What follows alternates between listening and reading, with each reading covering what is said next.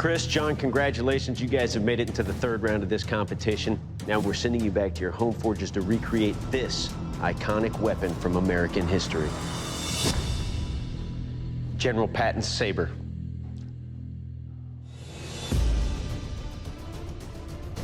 In this pretest, I'll be doing Patton's Saber. You can see that it comes and tapers to a point, so automatically anything pointy says, hey, you got to thrust with that. And then it's a double-edged weapon, and like, okay, then you're supposed to slash with that. It's a light weapon for movement, but the damage it can do, deep thrusts, deep cuts. Renowned for his expertise in tank warfare during World War I and II, General George S. Patton of the U.S. Army was also an exceptional swordsman and Olympic fencer. His signature sword of his own design, the M1913 Saber, was built based on his saber training in France. The lethal blade was known for being a vicious thruster, both on horseback, where the speed of the horse and the precision strike of the point inflicted maximum bodily destruction, and on foot, where a soldier could use lunges and parries to attack their enemies. Although General Patton perished in Germany shortly after the Second World War, his legacy lives on through his sword's design, which is now revered as a prized artifact among collectors.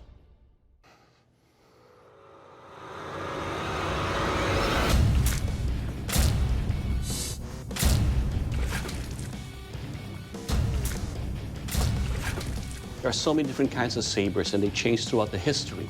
Some are made for thrusting, some are strictly for slashing. Some are so curved that even to thrust, you have to adjust the position because how it's made for close quarter combat. But mostly, it's a hacking weapon.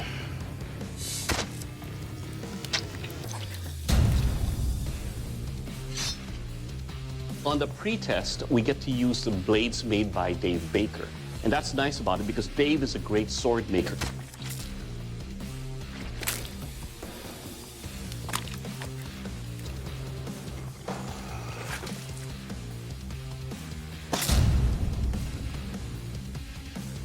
So the balance, feel, and function is always there. So at least I have an idea of what to expect, how this should move according to what's being presented.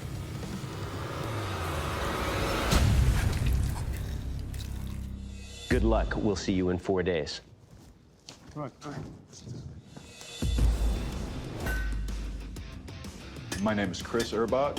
I'm from Greenville, South Carolina. I'm 35 years old, and I am absolutely a metalhead from way back. I think I'm going to be old and bald and still thrashing out with my goat horns up. I've got this big old chunk of 5160 spring steel here. I think it's gonna make a really nice sword. This weapon's quite light and thin. Challenge is keeping this thing straight as I forge it, and I think if I can accomplish that, I'll be okay. I picked up a little bit of a curve in this thing. I don't want to waste too much more time chasing it out. There's always a chance that a lot of it will come back out once I dip it in the quench. I believe my blade has gotten hot enough. I am ready to quench.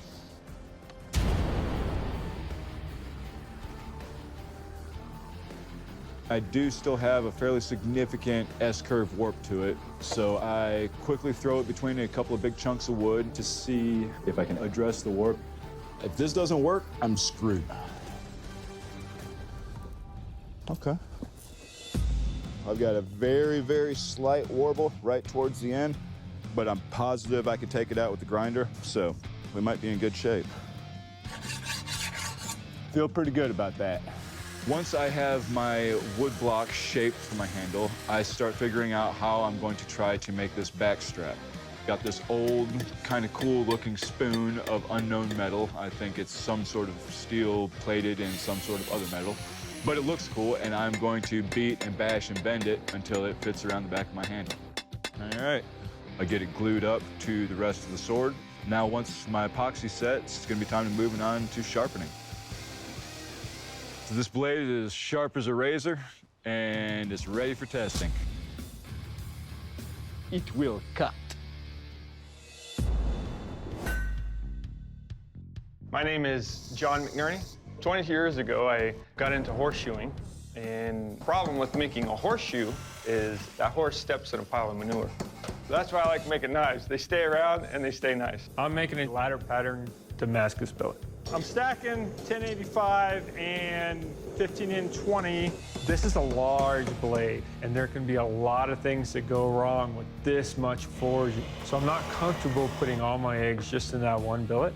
So my plan is to make a 5160 billet. So I have insurance that I'll have a good blade for this build.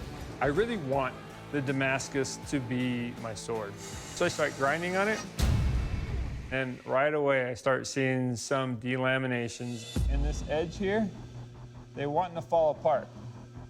I'm gonna scrap the Damascus, save it for the back strap, and move on to the 5160 and make that my blade. I'm not gonna take a risk with $10,000 on the line. I go to the forge, get it hot, and I go in the quench tank. When I pull this knife out of the oil, I have a nice straight sword. So it's time to get the guard started. So I'll go up to the plasma cutter, and we cut out a piece of sheet metal that's gonna become our guard. I'm a horseshoer. They have horses. Put a horse on it. Horse head for the cavalry sword. This is my version of the cowboy's cavalry sword. Say that twice. I'm gonna acid etch the guard black, and I'm gonna put some enamel over the top just to preserve it. And then find the inside of the guard with pig leather. So I'll make sure it's nice and comfy for their hands. I finish assembling the sword just with enough daylight to be able to test it. This is whiskey.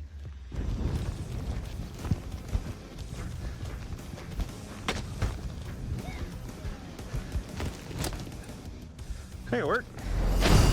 Welcome to the kill test. Your sabers look deadly. To find it out, I will take your weapon, deliver some slashes and thrusts on this ballistic stump. John, you're up first. You ready for this? Yeah.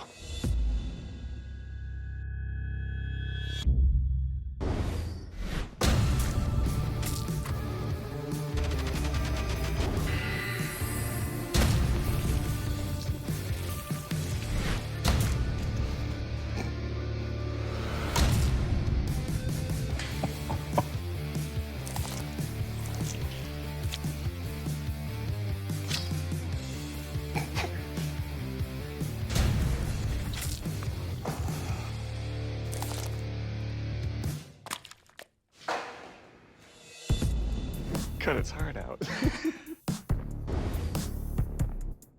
It's just not right. All right, John, first up, let's talk about the handle construction. It's a little bit on the big side, but I'm able to hold on to it. Now, your edge. It's very sharp. And it is a pleasure to wield because aside from looking beautiful, it will kill. Thank you very much. All right, Chris, your turn. Are you ready, sir? Yes, sir, I sure am.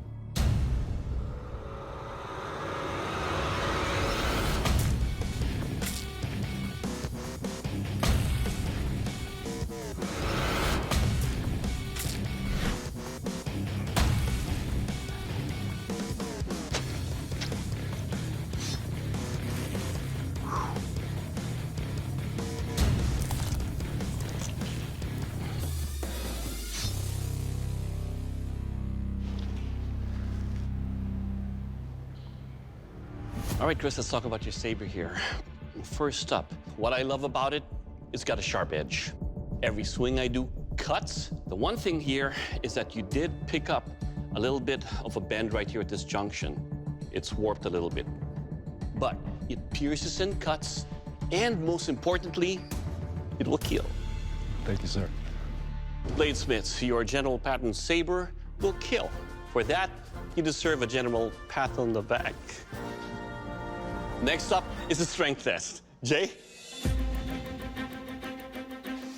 All right, bladesmiths, for a strength test, I'm going to take your sabers and I'm going to beat them and stab them into these field obstacles. Now, I'm not really concerned about what your swords do to our obstacles. I want to see the opposite, what they do to your swords. John, you're up first. You ready to go? Ready to go. All right, let's do it.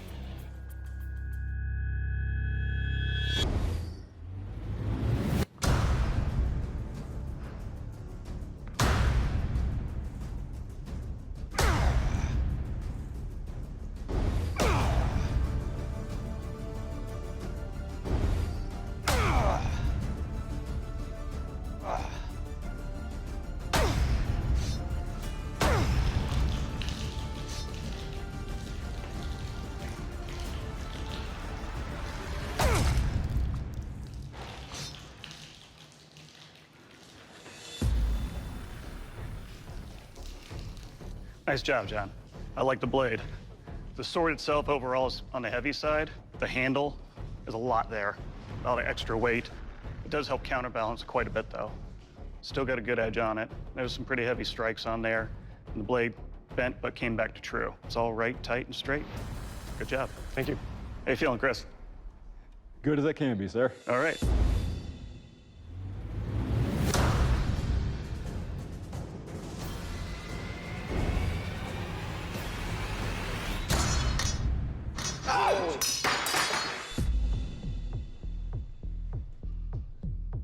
That right here.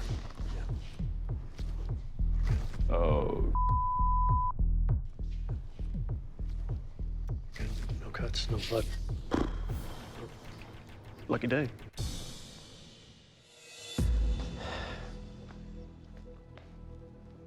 Chris, your blade has suffered a catastrophic failure in our strength test, and unfortunately, you cannot continue with testing, which means you cannot be the Forged Fire Champion. Please exit the forge. Well, John, General Patton was known for being a tough guy, and you made a tough and sharp sword that really honors his name. Congratulations, you are the Forged and Fire Champion, and that's a title that comes with a check for $10,000. Good job. Thank you. Thank you. How do you feel right now? Oh, yeah! All right, man, come on over and shake our hands. Good job, brother. It's a beautiful sword. Yeah! I'm the new Forge and Fire champion. You did a phenomenal job on that hate trade. Thank you, sir. I'm proud of what I did, and it's been a fun deal. Hey, can I get a Forge and Fire belt buckle now? No belt buckle. Come on.